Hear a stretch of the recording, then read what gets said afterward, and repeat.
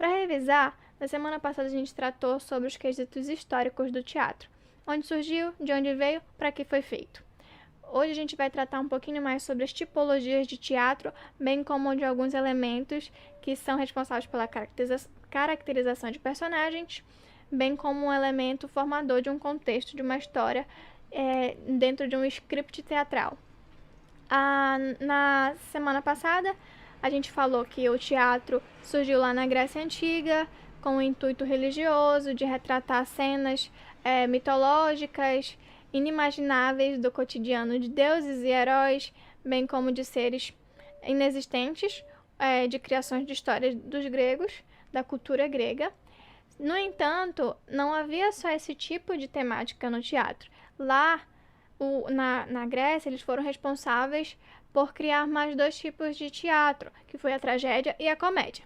A tragédia, geralmente, ela era ligada, ainda assim, à temática passada, que são os temas religiosos, contavam histórias de deuses, de heróis. Porém, nessas temáticas eram travadas batalhas entre seres mitológicos, os heróis, que eram geralmente a união do terreno, né, das pessoas comuns e dos deuses. Essas crianças nasciam com poderes sobrenaturais e acabavam por realizar algumas tarefas. Nem sempre essas tarefas eram bem-sucedidas, mas contavam a história de como eles haviam se tornado esses grandes mártires da história grega. As temáticas geralmente terminavam em alguma tragédia, a morte de alguém. Geralmente não tinham temáticas muito felizes, afinal, o nome do tipo do teatro é tragédia.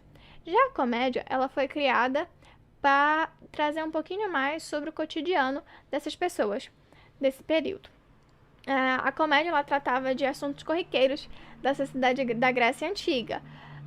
Falava sobre pessoas comuns, exemplo, dos espartanos, algumas guerras, cotidiano familiar, polêmicas, casamentos, filhos, crianças, escolas, essas coisas que tem na nossa sociedade também havia na sociedade deles. Então, geralmente eles pegavam temáticas sociais e transformavam num teor mais cômico para que as pessoas se divertissem. Agora a gente vai tratar um pouquinho mais sobre o ambiente onde era realizado essas intervenções artísticas, esses teatros onde eles eram realizados, essas obras. Lá na Grécia, havia um lugar específico, chamado de anfiteatro, ou de arena, onde eles realizavam as peças de teatro. Esses locais eles tinham capacidade para mais de 2.000 pessoas, então era um local extremamente grande. Porém, hoje em dia a gente tem todo um tratamento acústico em relação a esses espetáculos. Tem microfonação, tem engenheiro de som, tem toda a questão da acústica do ambiente, e lá não, era ao ar livre. Então, eles começaram a criar mecanismos e facetas para que as pessoas que assistiam, porque grande parte da sociedade grega daquele período gostava de assistir, era o entretenimento da época, eles criaram esses mecanismos para que todos conseguissem ver e ouvir de forma perfeita essas apresentações. O mecanismo que eles utilizavam eram as máscaras. As máscaras na tragédia e na comédia, elas tinham um grande contraste. As máscaras da comédia tinham sorrisos e expressões mais felizes, e as máscaras da tragédia eram expressões mais tristes, carregadas, pesadas, com um semblante mais fechado. As máscaras elas também serviam para mais duas coisas, além de dar uma ambientação. Primeiro, as máscaras elas eram grandes, então essa grandeza das máscaras ajudava em dois aspectos. Primeiro, na acústica da voz dos atores, para que quando a voz saísse por meio da máscara, saísse um pouquinho mais alta e mais forte, e ajudavam também na ambientação e na parte do espectador conseguir enxergar o ator.